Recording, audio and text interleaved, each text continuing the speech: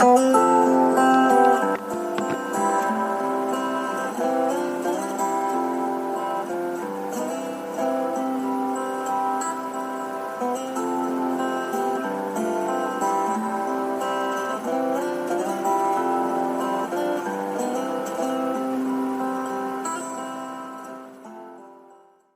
saya Andi Acok Malena, seniman asal kota Makassar, tepatnya Tanah Bugis. Karya saya yang berjudul Break the Limit yang memvisualisasikan tentang kuda. Karya-karya saya ini tidak terlepas juga berangkat dengan diri saya, Pak. Sangat dekat dengan kuda sebagai metafor yang pertama. Selain dari segi sio, yang kebetulan sio kuda, dan zodiaknya zodiak kuda.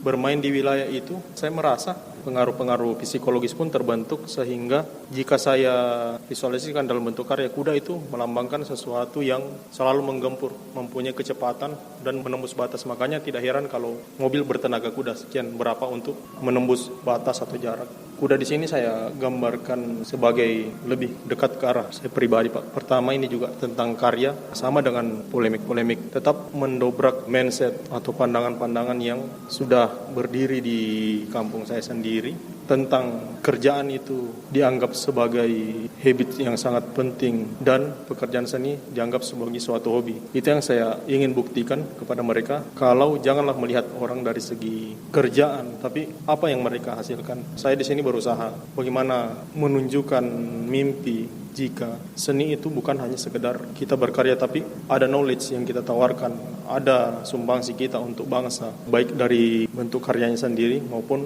filosofi di balik karyanya itu, Pak. Kalau untuk permainan warnanya itu, kita sekarang berada di era modern, makanya saya angkat warna-warna yang street art, kan dekat sama konsep-konsep urban, Pak. Terus street art itu biasa orang menganggap sebagai suatu vandalisme.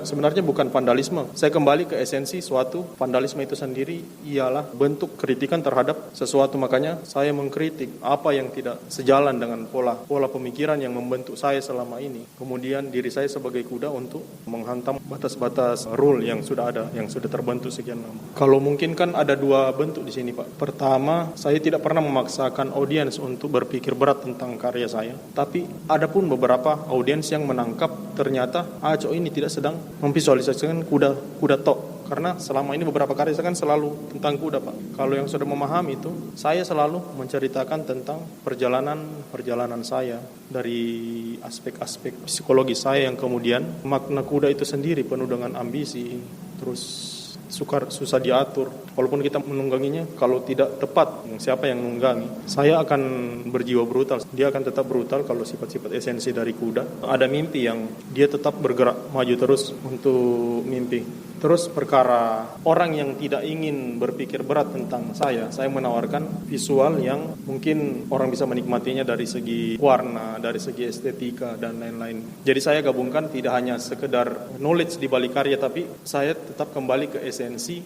karya seni itu adalah karya visual yang dinikmati halayak publik.